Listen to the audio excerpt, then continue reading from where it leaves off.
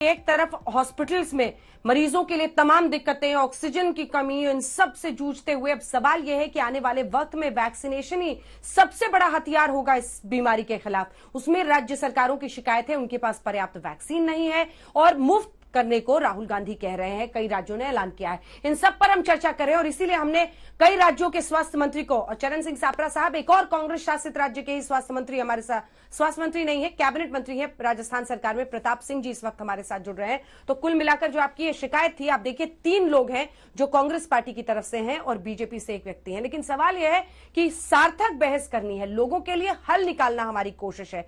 इससे पहले कि हम जवाब दे, प्रताप सिंह जी मैं आपके पास आऊंगी राजस्थान की परिस्थिति जानने के लिए। उससे पहले जल्दी से संबित पात्रा जी आप जवाब दे दीजिए चरण सिंह जी की बातों का, क्योंकि वो कह रहे थे कि मिसमैनेजमेंट नहीं है, हमारे पास वैक्सीन ही नहीं है। आप राशन करके देखें, उन्हें पता ही नहीं होता कि आज अगले दिन के लिए, 2 दिन के लिए, 3 दिन के लिए वैक्सीन वहां पर राज्य सरकार को मिलेगी या नहीं। संबित पात्रा जी। देखिए अंजना जी, मैं वही जवाब दे रहा था और मुझे लगता है तू मैं से नहीं, ठंडे दिमाग से होना चाहिए पूरा डिस्कशन। नंबर 1, मैं तो कह रहा था कि टीएस सिंहदेव तो सीनियर भी हैं और बहुत आदरणीय व्यक्ति हैं। इन्होंने खुद कहा कि उनके स्टेट में कोई कमी नहीं है वैक्सीन की, कोई बीजेपी शासित राज्य नहीं है, कांग्रेस शासित राज्य ही है। 4 लाख वैक्सीन के डोज इनके पास अभी बकाया है आज के डेट में। और खुद अभी कांग्रेस के प्रवक्ता ने कहा कि महाराष्ट्र में ने सबसे बड़ा वैक्सीनेशन ड्राइव चलाया। अगर हमने वैक्सीन दिया नहीं तो इतना बड़ा वैक्सीनेशन ड्राइव चला कैसे? और अंजना जी, मैं एक बात बहुत पीड़ा के साथ कह रहा हूं, महाराष्ट्र में जिस प्रकार की अफरा तफरी रही, मिसमैनेजमेंट रहा, आग लग के 10 आग लग के ऑक्सीजन सिलेंडर ब्लास्ट होके, कनेक्शन नहीं होके कितने लोगों की मौत हो गई, ये नहीं होना चाहिए था। ये सबसे बड़ा मिसमैनेजमेंट है। कोविड के कारण तो अलग विषय है, कोविड मरीज आग से मर जा रहा है, इससे खराब कुछ नहीं हो सकता है।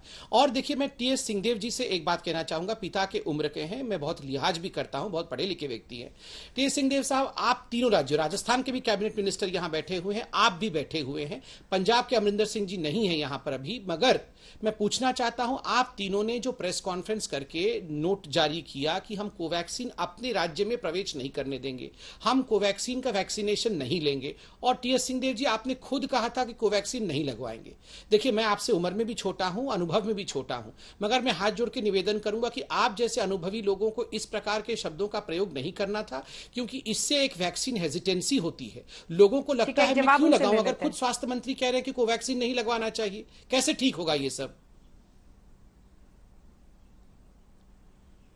आपको अफसोस है अपनी बात पर टीएस सिंहदेव साहब, कोवैक्सीन के खिलाफ जो आपने बोली थी? फिर मैं प्रताप जी आ रही हूं।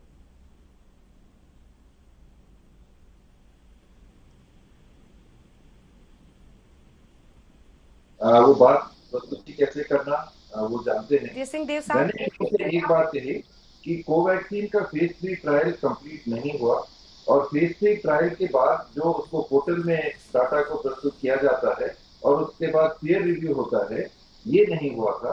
और ये भी मैंने साथ में कहा, आप पुराने रिकॉर्डिंग्स होंगे मीडिया में कहीं भी उठा के देख सकते हैं कि जो उसकी एक्सपायरी डेट है, हम एक्सपायरी डेट तक विचार करेंगे कि उसको वैक्सीन को हम खराब नहीं होने देंगे, लेकिन प्रदेश के नागरिकों को ये नहीं कह सकते कि अंडर ट्रायल, जो क्लिनिकल ट्रायल में फॉर्म में दस्तखत करके वैक्सीन ली जा रही है, वो आप लीजिए।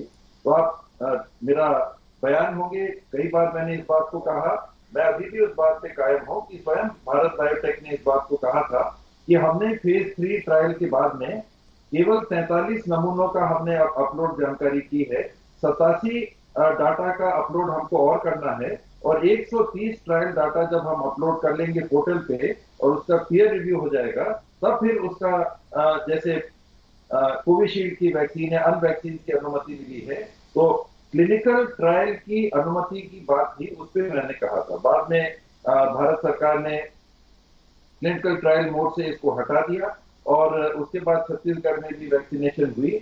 और वैक्सीन हेजिटेंसी की बात अगर आ रही है अंजना जी, तो मैं दिखाऊं कि छत्तीसगढ़ यहाँ पर है। अगर मेरे कहने से या कुछ करने से वैक्सीन हेजिटेंसी होती तो छत्तीसगढ़ यहाँ नहीं होता, ये मेरे ख्याल से गुजरात होगा, ये राजस्थान होगा, ये महाराष्ट्र है, ये पंजाब है। किनको कितनी वैक्सीन मिली मैं नहीं कह सकता, ये आंकड़े आपको पूछने पड़ेंगे। लेकिन छत्तीसगढ़ के संदर्भ में भी जो बात आई थी, जो मैंने कहा कि वैक्सीन है, वो इस संदर्भ में था कि हमको 10 लाख लोगों को और लगाना है। फिलहाल 4 लाख हमारे पास वैक्सीन है, लॉकडाउन के कारण उतने लोग नहीं आ रहे हैं, तो वो मारामारी नहीं है। हाँ। लेकिन 1 तारीख के लिए वैक्सीन उपलब्ध नहीं है 18 to 45 ग्रुप के लिए।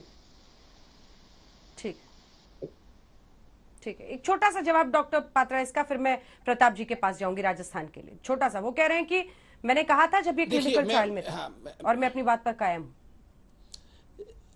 मैं आदरणीय टी एस सिंहदेव जी से कहूंगा, क्लिनिकल ट्रायल में था और इस प्रकार से नहीं हुआ कि बिना किसी जांच परख के इसको यूसेज के लिए अलाउ कर दिया गया। ये इमरजेंसी यूसेज के लिए अलाउ किया गया, आईसीएमआर के ठप्पे के बाद, उनके हामी के बाद अलाउ किया गया। उसका एक साइंटिफिक बेसिस भी था जो कि बाद में प्रूव हुआ। इसलिए बड़े लोगों को इस प्रकार से बोलने से पहले बहुत बार सोचना चाहिए, क्योंकि उससे केवल छत्तीसगढ़ में ही नहीं, बाकी राज्यों में भी, क्योंकि दिल्ली के लोग भी आपको सुनते हैं, बाकी भी सुनते हैं। और चलिए, मैं बाकी जवाब बाद में दे दूंगा वैक्सीन को लेकर।